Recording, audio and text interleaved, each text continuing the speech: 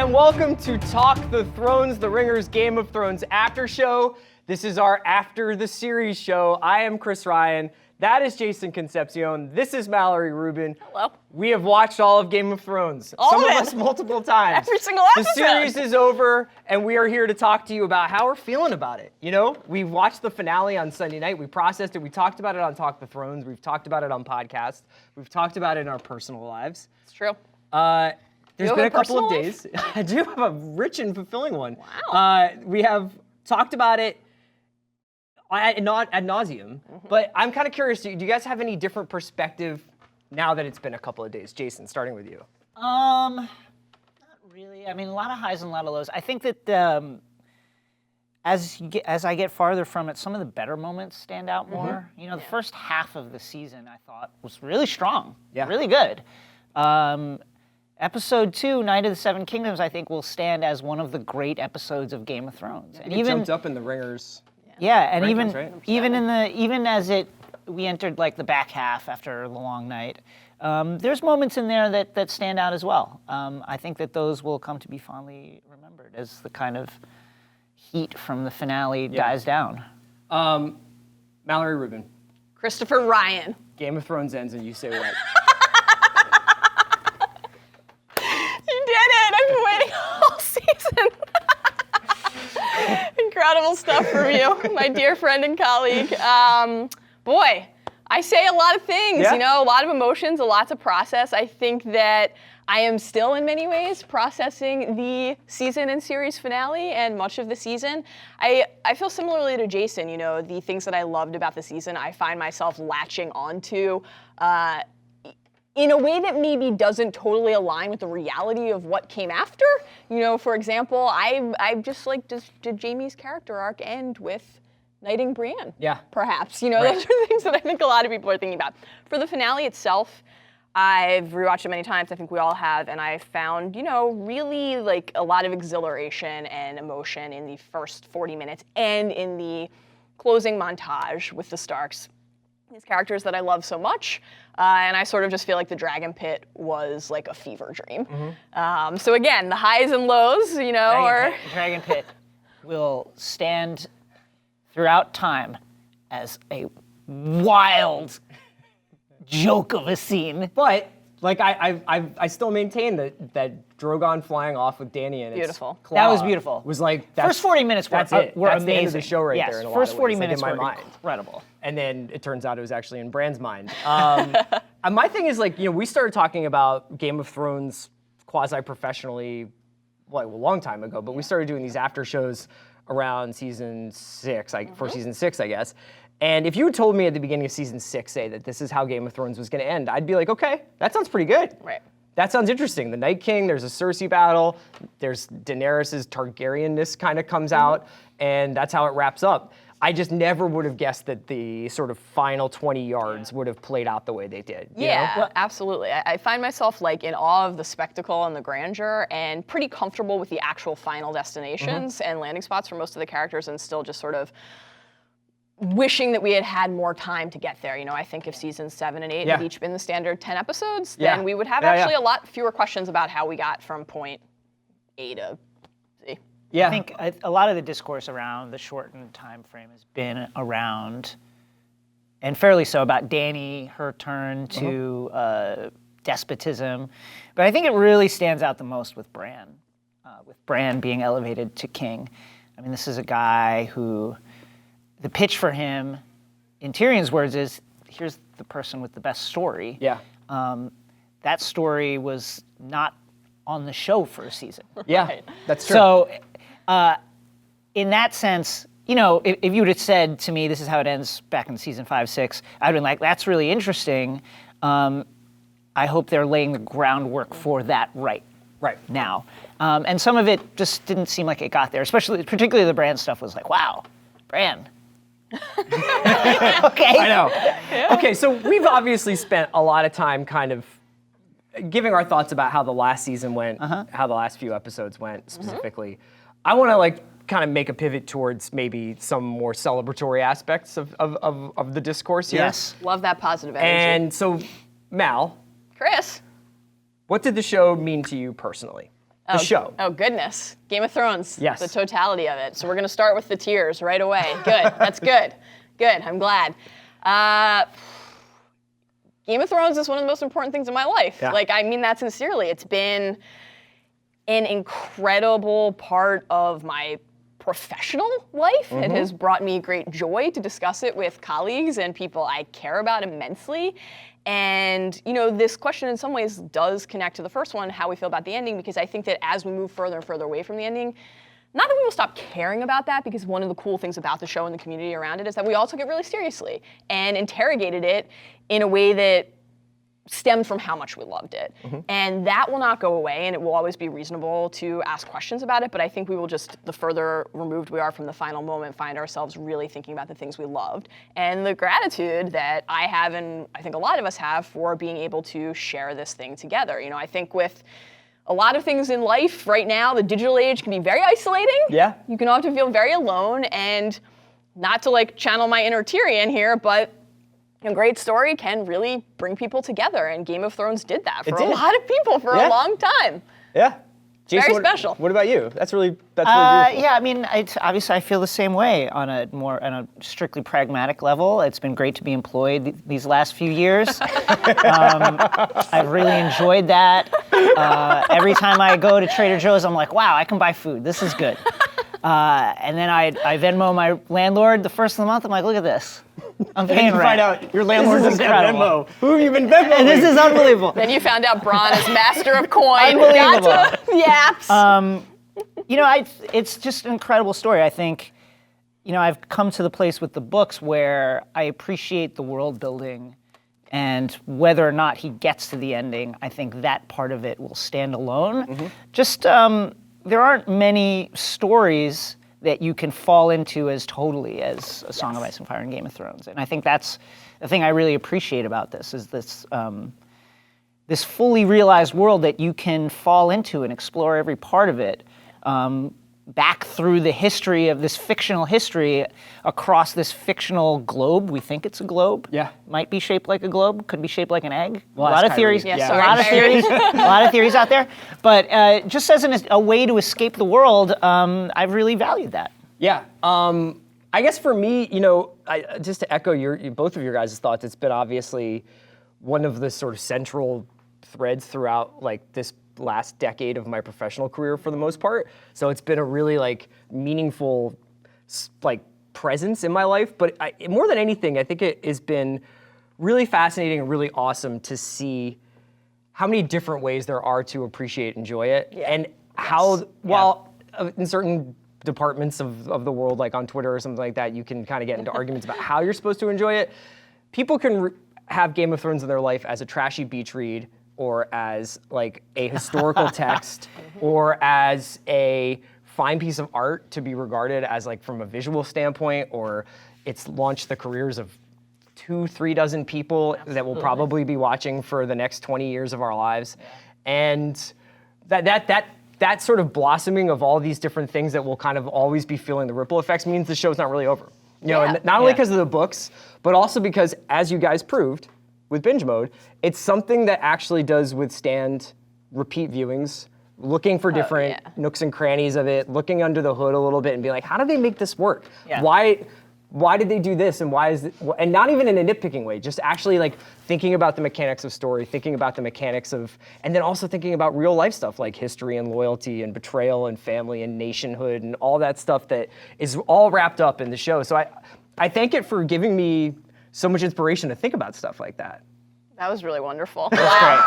I completely agree, and it's just such a dense in a good way and rich and rewarding text, whether you're talking about the books or the show. The show, of course, is a text too, and being able to return to it constantly. You know, the way that you think about a story is, on the one hand, kind of eternal and constant if you love it, and it's this really steady, almost comfort throughout the course of your life, but also the way you relate to it will change based on the context of your life at a given moment, and that's pretty exciting to think about too.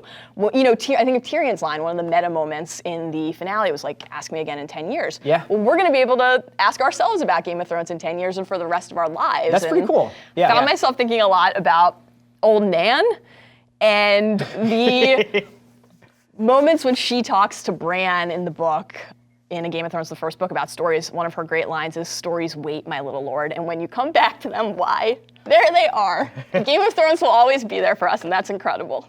I want to talk a little bit about the cultural impact of the show outside of just what it meant to us personally, and I'm sure everybody who's a huge fan of the show has their own story of what Game of Thrones meant to them, but watching the trajectory of the show going from something that was, obviously for you guys, it was something you clearly were anticipating and excited to watch because the show was coming and everything. But I just even remember like Game of Thrones as part of like a Sunday night of TV that I would watch with like girls or Mad Men or whatever. And that moment when it kind of flipped over into being this thing all-consuming Super Bowl every Sunday kind of thing. What do you guys think, Jason, starting with you, like the cultural impact of it is going to be going forward? Not necessarily as like a story, but what it means for like pop culture in general. I think that, I think you're just going to see different platforms hunting for their Game of Thrones. I think you're seeing that already, what with Lord of the Rings coming out. Yeah. And, everybody's looking for that next potential monoculture hit is. Yeah. And in that respect, Game of Thrones really came out of nowhere. I mean, it was on the bestseller list before it was ever a TV show.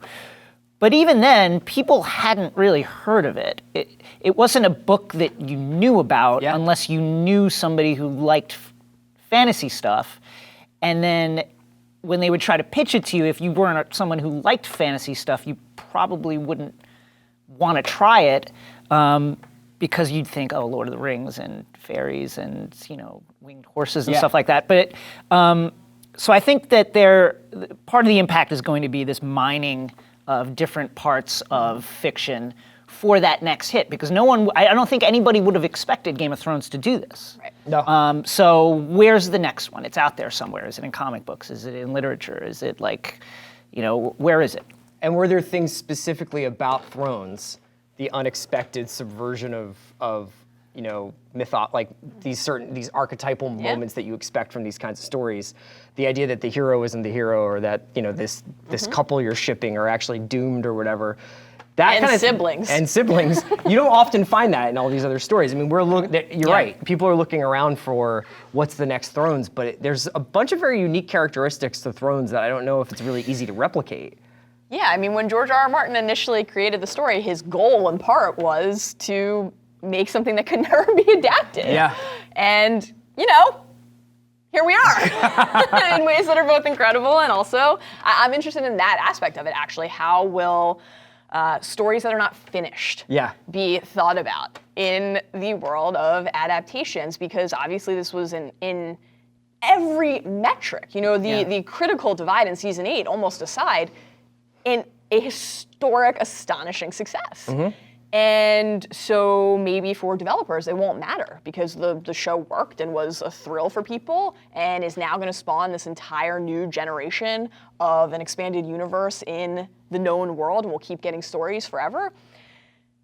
Is someone else going to say, all right, I'm interested in, these couple? I mean, Kingkiller Chronicles is a great example of that. Yeah. It's actually happening with that right now. My dude is stuck. Another thing, What's another happening? fantasy story. So to give you a Patrick little Rothfuss. background. The final book is not out. Patrick Rothfuss's epic, the Kingkiller Chronicles, which numerous people are always like, you gotta read it, including our Shouts colleague, to Ben Lindbergh. including our great colleague Ben Lindbergh. Read the first one, it's good. But it's like just one of those things where like, how emotionally invested can I get in another series that I just don't know if this guy's gonna finish? Okay. So did that, and that's being made, that's the Lin-Manuel Miranda That's right. one. Yeah. That's an interesting point. The idea of whether or not you want these things to have an endpoint. Does Patrick Rothfuss have a football team that he's obsessed with?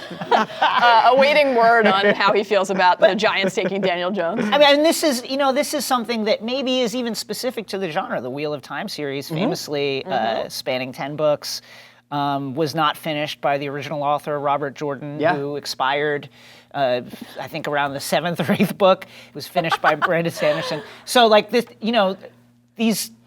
when you build a world, the world tends to expand. That's right. And as it expands, it tends to expand past the limits of what you thought you were going to write. I talked about this on the watch, but you and I had a quick chat in your office where I was like, oh, so what would they have had to do Right. on Thrones to kind of, how much space would they need to get to the end point that would have felt satisfactory? But they would, what would the road look like?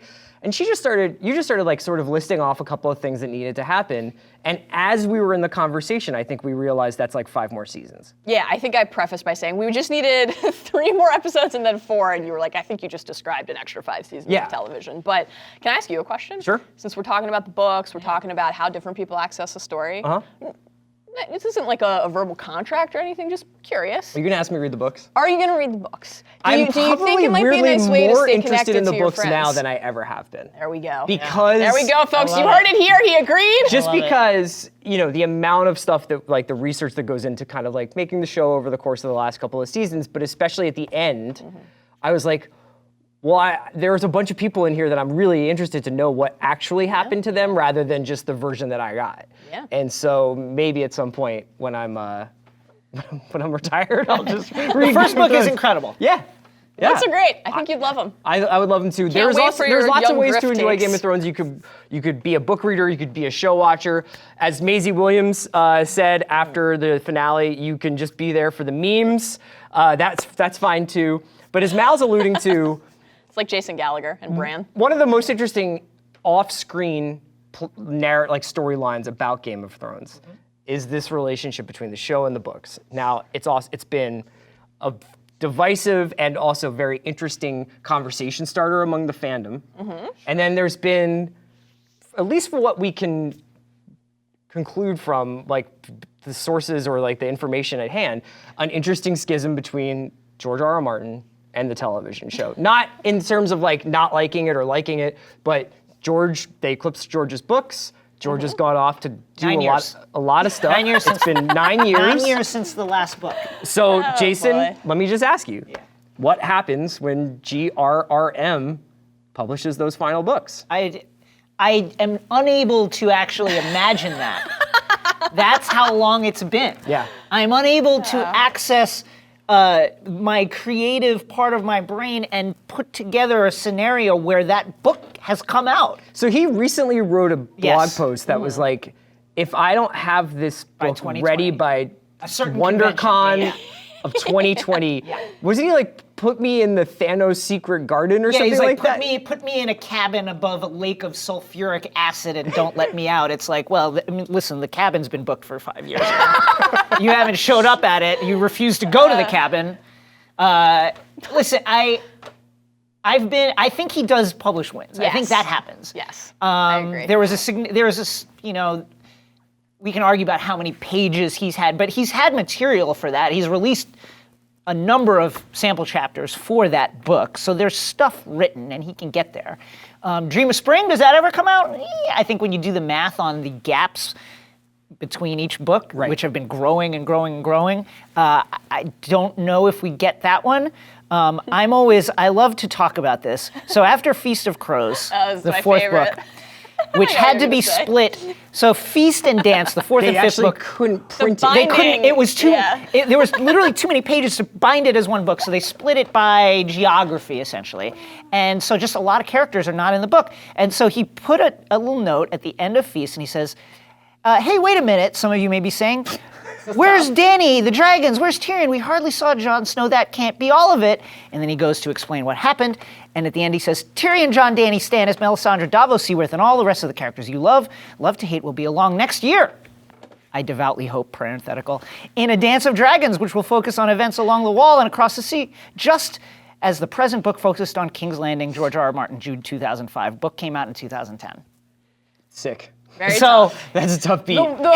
just stop listening to him when he says, "I'll have it by 2020." The I part just that don't I can't listen. get over is that that's still in the It's the still in the ebook. Oh, Take really? it out of the Kindle. Help your boy. Come on. What does it feel like that there is the possibility that this is going to be viewed as the definitive ending of this story? There's a possibility that that's the case, that the show's ending is what most people think the ending of the story is. I have 2 answers to that. Okay. One is that is certainly a massive part of why the season was interrogated in the fashion that Yeah. it was, Yes. because people are realistic and pragmatic and know that might be true. And so if it didn't live up to your standard, there's a little voice in your head, even if you believe you're getting the books one day, that says, this might be it. Yeah. I also think that, first of all, I do believe in George. I'd like to think that with every Sam Darnold touchdown, he's knocking out a few extra chapters, 7 chapters. The world will keep growing no matter what. So, of course, many people I think would say I would have rather had Winds of Winter than Fire and Blood, but Fire and Blood was super fun. A World of Ice and Fire is really cool. We get new information and access to different points of the world. I'm certainly trying. A goblet half full. Listen, That's the name of the 8th book. Nothing will change the fact that at the end of Dance, Jon is taking knives, and that's where Jon's story ends. Again, as a world-building exercise, it stands, among the best ever. And I think that's, if you look at it through that lens, it's an incredible achievement. I think George's particular writing style and the way he structured the books kind of work against him as he goes on. And I think that's part of what makes this so difficult. He's not like J.K. Rowling, where you have some graph paper and then you go, okay, here's each chapter, here are the themes, here's what each character's doing, and here's where they're going all the way over. He's just like, man, we're just gonna, John Coltrane there was a really this interesting thing. Twitter thread about how far, it was, I can't remember who did it, but it was essentially there's 2 different kinds of writers, and one's like a gardener and an architect. Yeah, or something like that. And it was basically he's a gardener. He's planting seeds, he's seeing what grows, he's tending to stuff, he's letting harvest happen, he's going out there. And by the very nature of how expensive it was to make this thing, to have sets in different countries, to be on some kind of schedule, Benioff and Weiss were bound by different rules than George. And they had to do different things, and they had to make certain choices that he doesn't have to make maybe yet. It's a great point, because I think, just as the 4th and 5th books literally crumpled under the weight of all the pages that needed to be bound, the story is so expansive that it just naturally pushes up against real world concerns about how to adapt, produce, display this story. It's just so big. George famously worked for years on a 5-year time jump because, obviously now we age the characters up and we see where they're going. Didn't work. Spent years trying to get it to work, and it didn't work. So there's just, and then you talked about Benioff and Weiss working in multiple countries with many actors, with various directors. It's like if something goes wrong, how hard is it to correct it? If you miscast somebody, how hard is that to fix? I can't even begin to figure how complex those problems are. You were a little skeptical when I was talking a second ago. No, everything you said is objectively true. Right. I think it's also close to objectively true. And you and Andy talked about this on The Watch this week, that it's almost just 2 different television shows. Yeah. And I think a lot of people would say, oh, well, the divide is when they went past the books, but that's not totally true, because season 6 is beyond the books and is quite successful. Season 7 and 8 felt like when they began to back map against the conclusion they knew they needed to reach. And again, to your point, they knew they needed to reach it and they reached it. But undeniably, the effect on the very feel and essence of the show, in addition to the actual level of luxuriating in a certain plot detail. I keep bringing this up, but I just feel like it's very emblematic. We traveled more than a season between Mance Rayder saying he was going to light a fire and him actually doing it. Right. Lighting a fire. Yeah. We had 2 scenes with Dany after she burned King's Landing before she was murdered. A great example is that in the finale, we all of a sudden discovered the technique of using facial hair to mark the passage of time, which is something that would have been really great. Prison beards. For the first 3 episodes of this season, especially with Cersei being pregnant. That baby has a beard. I thought you were going to mention your dude, the POD, Prince of Dorne. Shouts to POD. Love the POD. It was great to finally see him. So nice to meet him. Slouching through an entire meeting, oh my God. Incredible, POD. Yeah, it certainly feels like, especially with how authoritative the ending was, whether or not you agree with what was built up, but the way they presented was very authoritative. I think clearly they were like, okay, here's the things that need to happen. How do we make those things happen at this point? That being said, people still have questions. People still are curious about some aspects of the story. So why don't we go to our small council / Ask the Maesters section here, where we have some questions from you, the viewers, and we'll ask the experts here. We'll start off with Isa, who asks, does the three-eyed raven have an abnormal life expectancy? Or is he a normal human being in that respect? Could he theoretically rule on the Iron Throne for generations? Theoretically, I mean, so Brynden Rivers, the three-eyed raven, was like 128. That's cool. But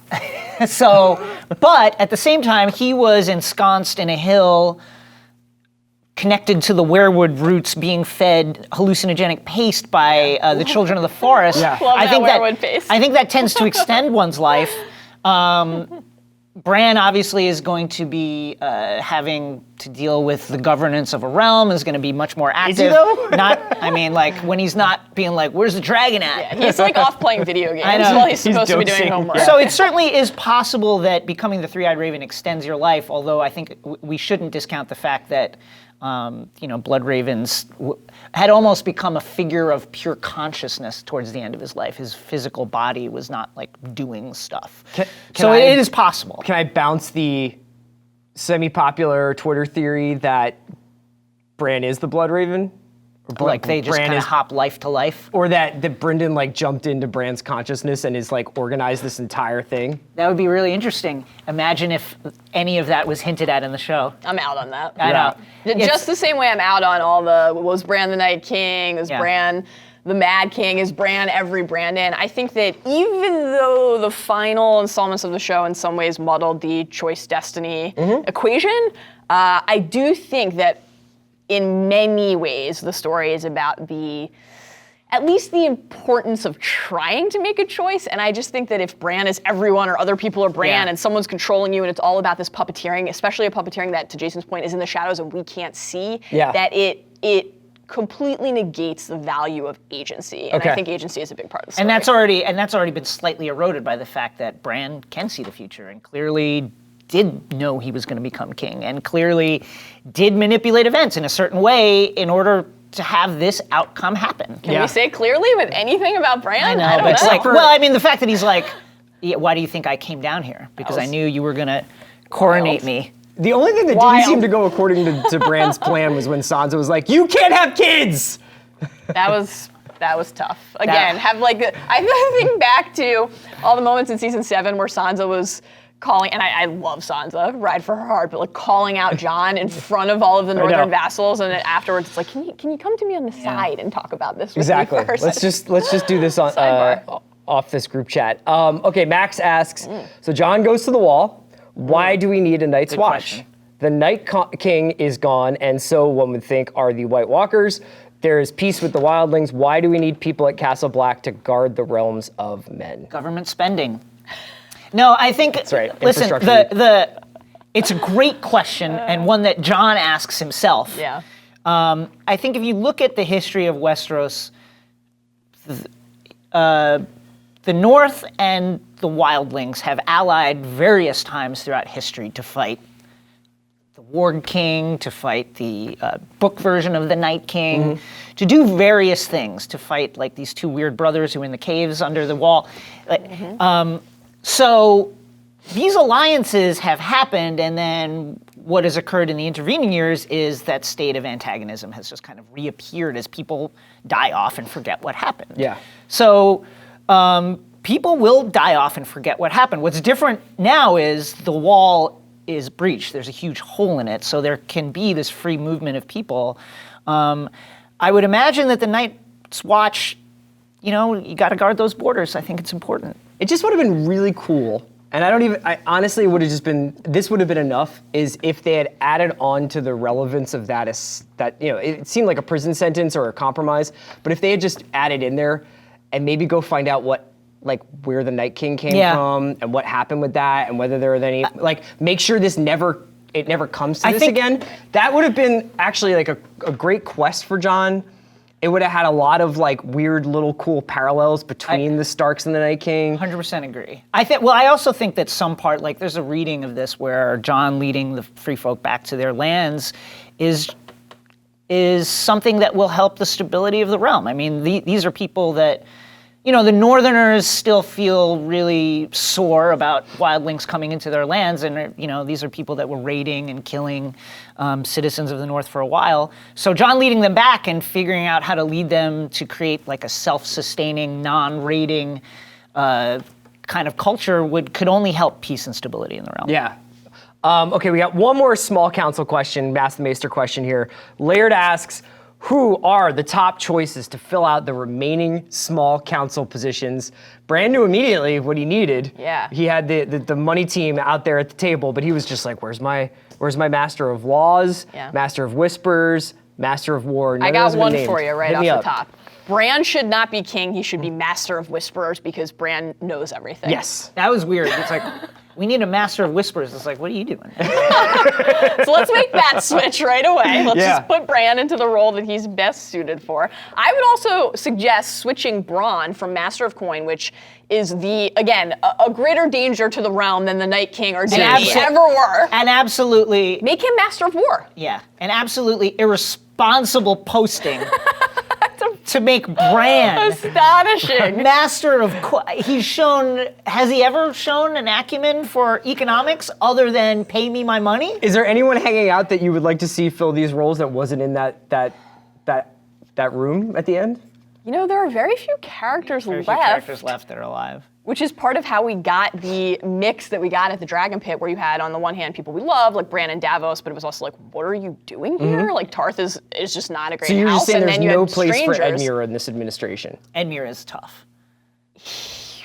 What could you do with him? You can make him like Secretary of Master of like parks and lands. That's right. Department of the Interior? Yeah, fishing commissioner or something. Yeah. I'm not sure what you do with him. That's tough. I think that one of the things, to get back to the question about what function the Night's Watch serves, it would have been neat, I think, to give one of the free folk a position here. Whether that, Tormund obviously wants to be out in the north, but maybe Gilly? Bring Gilly into the mix? That would have been cool. Master of Laws? Yeah. Or something? That would have been cool. All right, so we've talked a lot about this season, this series, these past seasons. We're going to talk a little bit more in a few minutes where we do... We're going to give away some of our personal bests, like our personal awards. But first, we're going to do the Three-Eyed Raven, where we look ahead. There's been a lot of scuttlebutt, a lot of discussion about what I think George is calling successor shows, right? Not prequels necessarily, not sequels necessarily, but successor shows. Like it. There is one that we know is at least going to pilot, which is the prequel that Jane Goldman is running, that Naomi Watts is starring in. That takes place 5,000 years before the events of Game of Thrones that we just watched. Pre-Long Night. Pre-Long Night. Probably has something to do with that. So Probably, it really should be 6,000 to 8,000 years. But you never know. my apologies. We'll see. We'll see. The time frame is unclear. George also wrote a blog post where he was like, there's still some other shows out there in the script stage. Read right. Fire and Blood.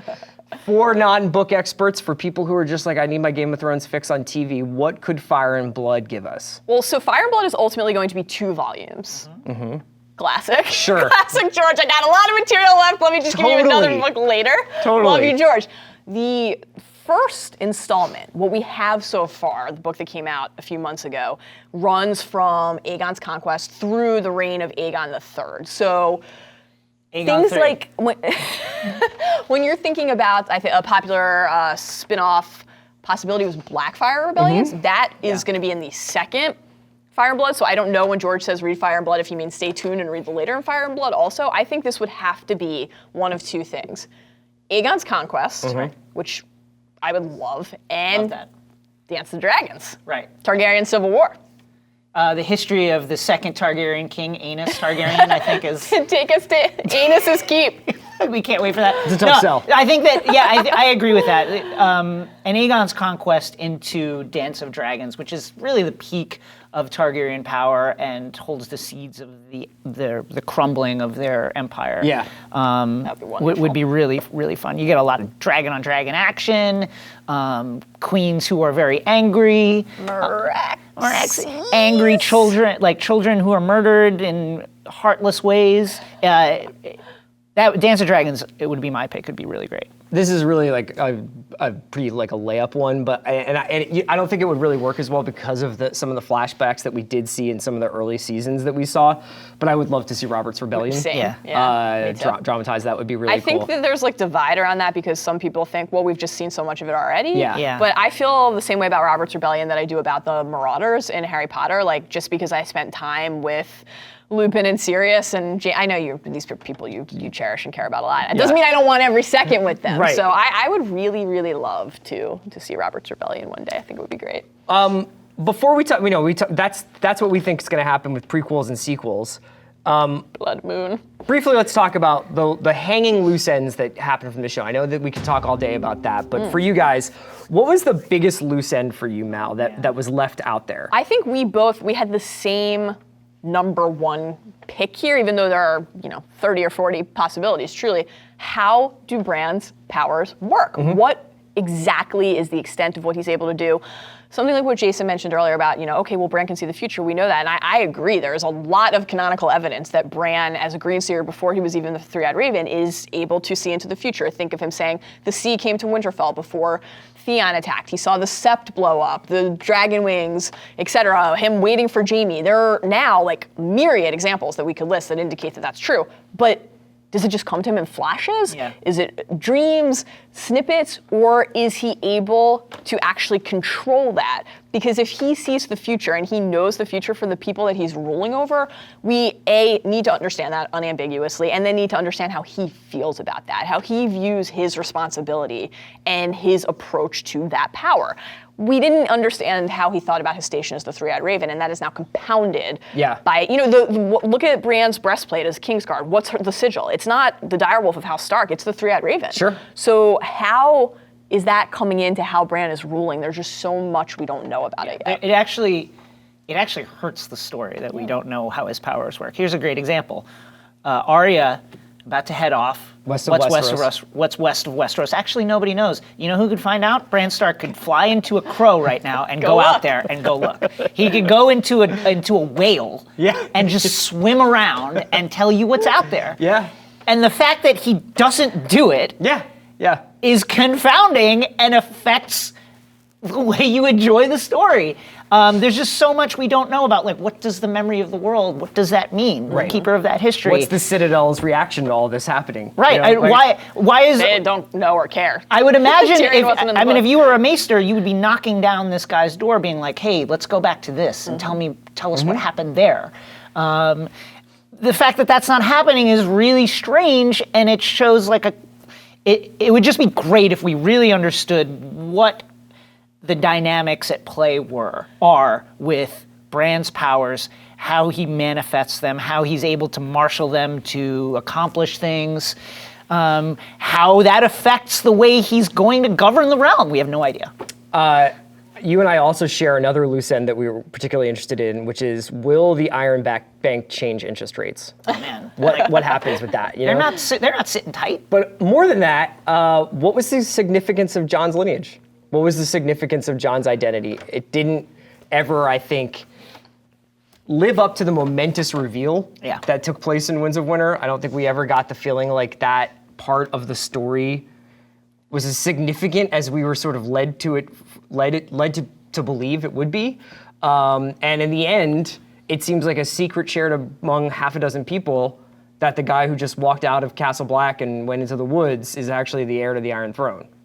And in some ways, breaking the wheel makes sense that you wouldn't put that person there. You wouldn't put a person who just committed regicide of a certain sort on the throne. But I just found it criminally unremarked upon in the finale. For the most part, honestly, throughout this final season, just the significance of him being a Targaryen was just kind of brushed aside. Well, it is certainly something that came up often in the early episodes, but mostly to help facilitate Dany's shift. Yeah. And, I think that it is in many ways very emblematic of what we've been discussing about needing that extra time to really understand what the characters were thinking, because while it certainly served a function as a plot device, I think the thing that we were missing was really how Jon felt about it. We had his initial response to Sam in the crypts about, are you telling me that my father, who I admire and value and consider this paragon of honor, lied to me my entire life? Yeah. And then very few moments like that where we got to see what the impact was on Jon, other than him having to say to Dany, you're my queen, I swear. Also, I looked into the Night King's eyes. That's why something like not seeing the scene between Jon and Arya and Sansa and Bran, where they received that information, and he had to explain to them how he thought about who he was. This question of identity, the family we choose. Those are such central ideas to the story, and the way that this was ultimately carried out in the season, I think it's hard not to think of the Benioff quote. I forget exactly when it was a few years ago, maybe in an Entertainment Weekly article, but he said in essence, themes are for middle school book reports. And you felt that here. That was, it's a wild take to have It hurt. when the culmination of your story is going to be a guy being like, Stories. what do stories mean to us? Right. All right, let's get into some of our personal favorites. Sure. We'll just run through season and episode because I think that I don't think anything from season 8 is going to show up here. So, starting with you, Jason, what was your favorite season of Game of Thrones? Of the 8? Either 3 or 4 like this, but I'm going to go 4 because Oberyn Martell showing up is just a blast of adrenaline energy. I thought that, especially the first few episodes of that season, are small miracles in terms of how they deliver exposition almost seamlessly. Just really love that season, followed by 3. And then 6 has, my favorite episodes, but I'm gonna go 4, 3, 6. Mal. I think that those 3 seasons are tier 1, and really any order 4, 3, 6. Is fine. For me personally, 3 and 4 are like this, but they're just a notch below season 6, which I think is just a really unrivaled achievement, in part because it and now, especially more so than ever, really does stand up as this testament to what they were able to do, even without the book blueprint. Yeah. When the show was at its best, it was really, really, truly like nothing we had ever seen before. And I think from the first note of you spend the whole gap between seasons 5 and 6 knowing that Jon is going to come back, of course, but also wondering, well, is there any way that he couldn't? Would he and be that was different just when this he gets back? All that this stuff, yeah. unbelievable moment in the fandom, and especially because again in the books he's still just dead in the snow. Season 6 has my all-time favorite episode, which we'll talk about in a minute, and some of the other episodes, Winds of Winter, and some of the other episodes like The Door and Battle of the Bastards that are just considered iconic installments of Game of Thrones, and Jon is my favorite character, and it's the best Jon season, so that's a big part of it for me too. So I'm going to say that season 3 is my favorite season. Obviously, Reigns of Castamere was the moment, even more than Baelor, that I was like, I can't believe this is such a thing. I remember Reigns of Castamere happening. I remember where I was. I remember who I turned to when it happened. I remember Jason's reaction when I think I texted you and was just like, what? And you were like, yes, I've been waiting years for this text message. But Reigns of Castamere, my favorite episode of this series is from season 3, but it's not Reigns of Castamere. It's kind of random in a way. I mean, it's pretty high up on our rankings, but the episode that I think represents why I loved Game of Thrones is Kissed by Fire, which is the 5th episode of season 3. Yep. It's written by Cogman. It's directed by Alex Graves. And it's a lot of moving chess pieces. There is no huge reveal about somebody's identity. There is no. Well, some Jaime stuff. Yeah, there's some Jaime stuff. Well, that's what I want to get to. I thought that part of what we were saying about season 8 and some of the feedback I think that we got from the showrunners and from people being like, well, look, there's just so many things you can do with this much time left and this many characters, and you have to give them satisfying endings, and I understand that. Kissed by Fire features 25 people. All of them are interesting. Yeah. All of them do something significant and dramatic and well thought out and fully formed. here are just some of the people that this is the list of people who I are in Kiss by Fire. Stannis, Davos, Shireen, Selyse, Beric the Hound, Arya, Gendry, Robb, Talisa, Kat, Edmure, Jaime, Brienne, Roose, Barristan, Jorah, Dany, Missandei, Olenna, Marjorie, Sansa, Cersei, Tyrion, and Tywin. All interacting.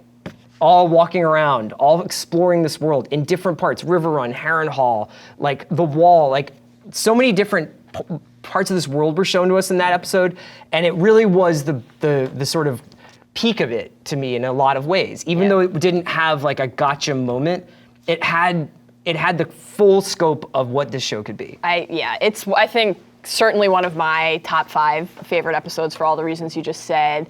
I think that even after how it all ended, the Jaime Bran bath scene at Harrenhal is a signature achievement in the history of the run of the show, and a reminder of what the show could do when you just had 10 minutes to listen to people really think about who they are and who they want to be. And I mean, are we not going to talk about Jon and Ygritte in the game?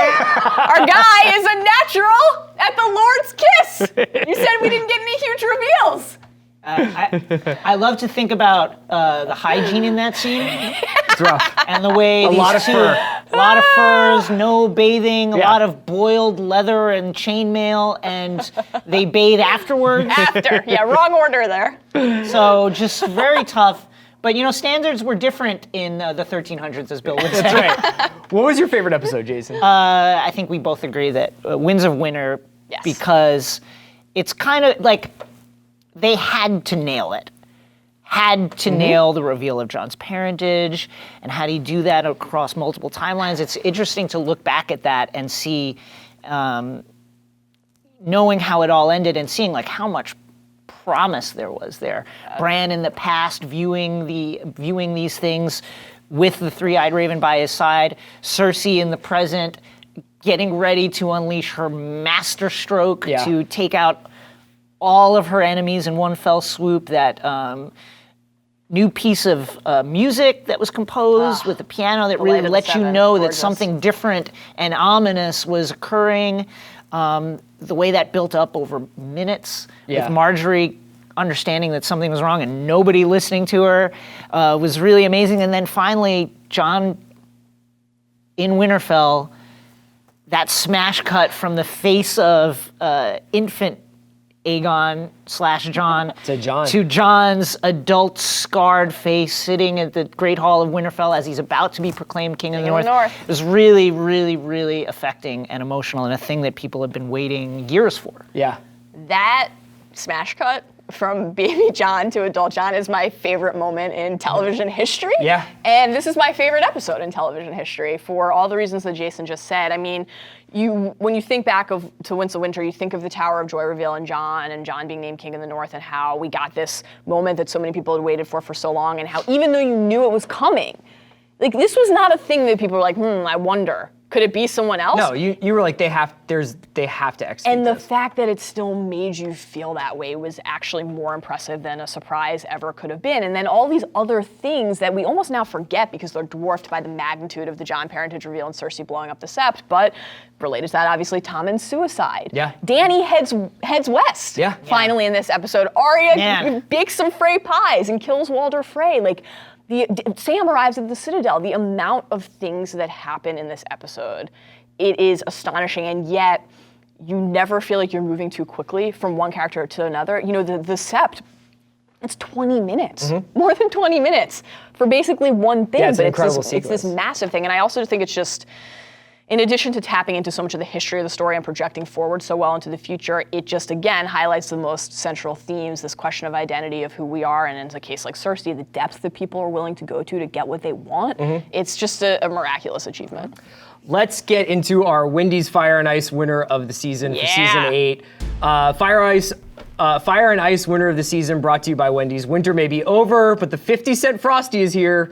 Head to Wendy's now to grab yours for a limited time. Guys, who was your winner of the season? Who had your favorite arc? Jason, let's start with you. You're still chewing on it. Like a Frosty, you're slowly drinking it out of the straw. I feel like I need to. I feel, I'm really in agreement with Mal's the Starks here, because it's really the end of this series really underlined the fact that this was a story about the Starks. Yeah.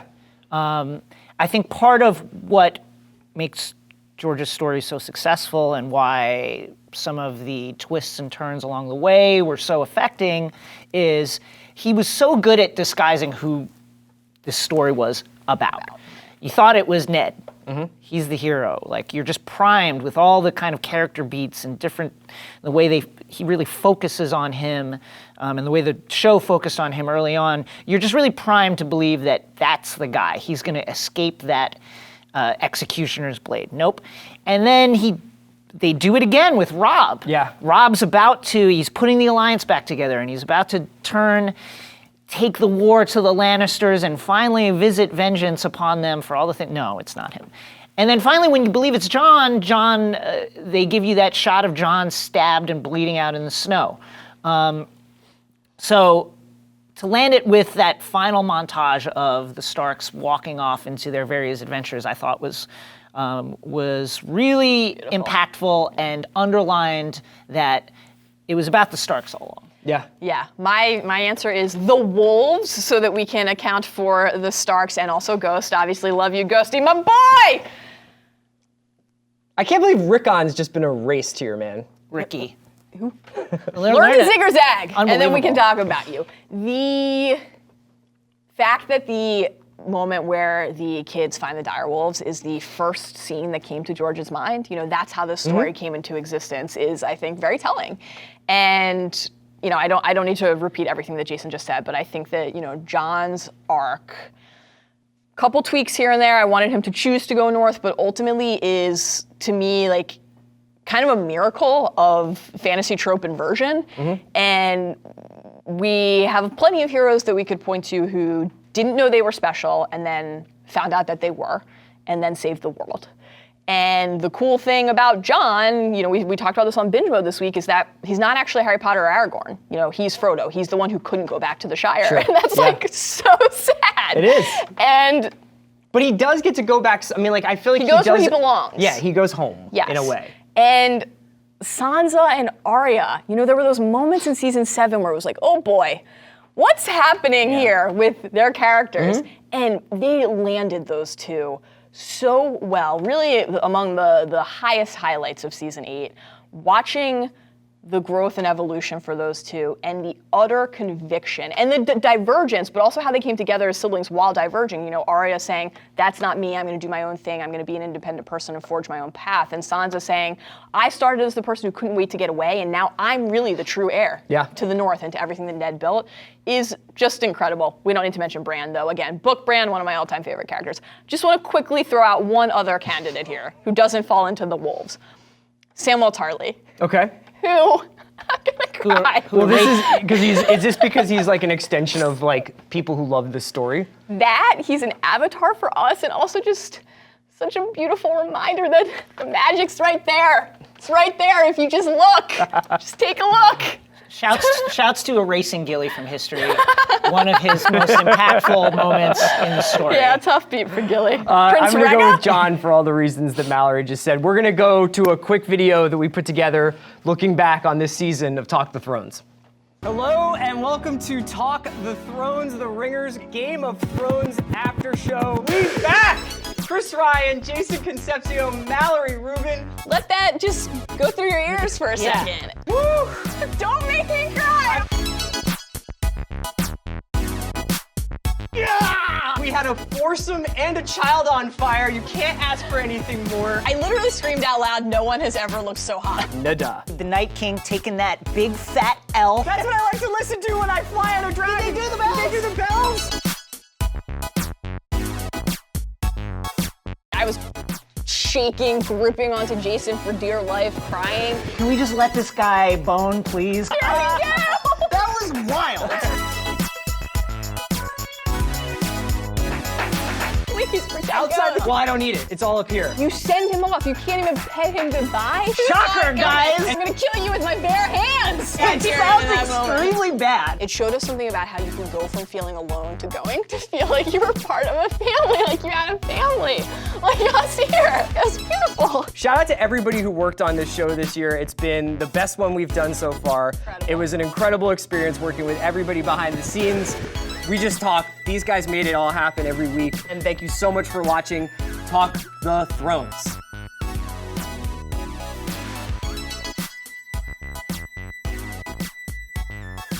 We're back, but we're also leaving. This has been Talk the Thrones. It's been such a great honor to talk about Game of Thrones over these years with Jason Concepcion and Mallory Rubin.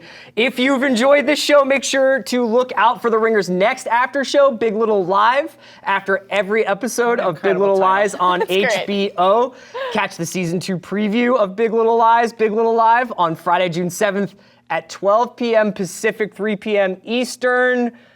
Thank you so much for watching. Goodbye. Please subscribe to Filmmakers Corner, Binge Mode, The Watch, everything. We love you guys. Bye. The pack survived.